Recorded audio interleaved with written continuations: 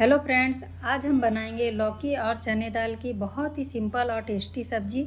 इसे बनाने में सिर्फ 10 मिनट का ही टाइम लगता है और इसमें हम एक मसाला डालेंगे जिससे इस सब्जी का टेस्ट जो है पूरा चेंज हो जाएगा। तो चलिए इस सिंपल सी और आसान सी लौकी चने दाल की सब्जी बनाना स्टार्ट करते हैं। तो यहाँ पे मैं ली हूँ एक छोटी कटोरी चने दाल को, जिसे मैं 4 से 5 घंटे के लिए फुला ली।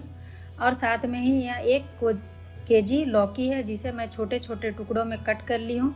अब दोनों को हम डाल देंगे कुकर में। अगर आपका चना दाल जो है पहले से फूले हुए नहीं है तो आप उसे कुकर में पहले डालें और उसमें 2 सीटी आने दें। उसके बाद लौकी डाल के और 1 सीटी आने दें, जिससे आपका चना दाल और लौकी जो है एक साथ में ही अच्छे से एक बर्तन में पक जाएगा। अब इसमें हम डाल देंगे सिर्फ हाफ कप पानी, क्योंकि लौकी से बहुत ज़्यादा पानी छोड़ता है, इसीलिए हम बहुत ज़्यादा पानी नहीं डालेंगे। यहाँ डाल देंगे आधी छोटी चम्मच हल्दी पाउडर और आधी छोटी चम्मच नमक।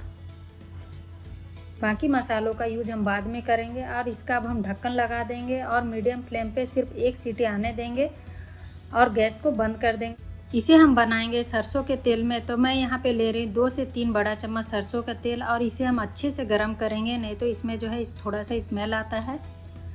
और इसमें अब हम डाल देंगे आधी छोटी चम्मच सरसों और सरसों को अच्छे से पकने देंगे। यहाँ पे सरसों अच्छे से पक चुका है, तो इसमें डाल देंगे 2 तेज़पत्ता और इसे भी हम थोड़ी देर के लिए पका लेंगे। अब इसमें डालेंगे 2 प्याज को बारीक चॉप करके और प्याज को मीडियम फ्लेम पे अच्छे से हम भूनेंगे।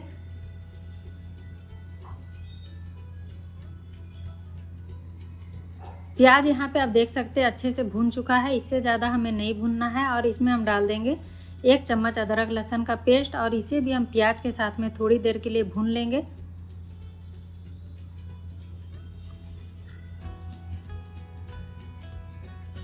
अब हम इसमें डाल देंगे आधी छोटी चम्मच कश्मीरी लाल मिर्च पाउडर और इसे हम अच्छे से मिक्स कर लेंगे।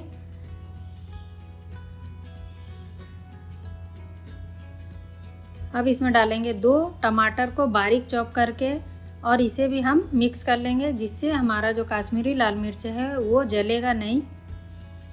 यहाँ पे हम गैस की फ्लेम को लो कर देंगे और सूखे मसाले डालेंगे। तो आधी छोटी चम्मच डालेंगे हल्दी का पाउडर, 1 चम्मच लाल मिर्च पाउडर, आप तीखा अपने अनुसार बढ़ा भी सकते हैं, 1 बड़ा चम्मच धनिया पाउडर, आधा छोटा चम्मच जीरा पाउडर और नमक स्वाद अनुसार डालेंगे। नमक हम पहले भी यूज किए हैं, तो आप अपने स्वाद अनुसार नमक डालें।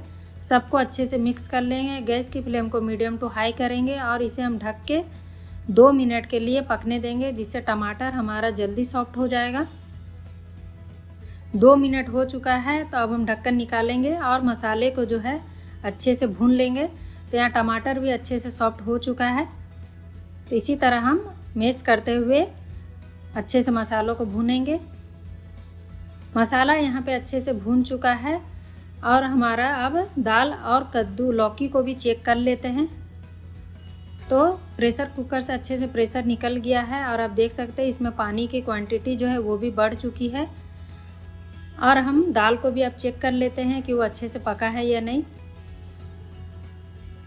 तो यहाँ आप देख सकते हैं हमारा दाल कितने अच्छे से पक चुका है और हमने सिर्फ इसे 1 ही सीटी लगाया और दाल अच्छे से पक चुका है और मसाला भी यहाँ भून चुका है। तो इसमें अब हम डाल देंगे, इसमें हम एक्स्ट्रा पानी और नहीं डालेंगे और मसालों के साथ में लौकी और चने दाल को अच्छे से मिक्स कर लेंगे।